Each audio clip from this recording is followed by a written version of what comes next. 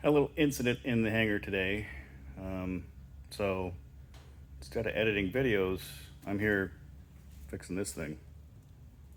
Oops. Yeah. Had a rack fall over. Good thing the most of the parts that were on it were spare parts that needed to be repaired. But I did have the prop, and it didn't fall or hit anything. But I'll make sure to look at it very closely before I put it back on the front of the airplane. But Oshkosh was not exactly kind to Sheila. We're doing a little bit of maintenance today, so but stick around. Day 1, 2, and hopefully day 3, 4, whatever, is on the editing shelf and coming out soon. But just giving a little update on hangar stuff. Oops.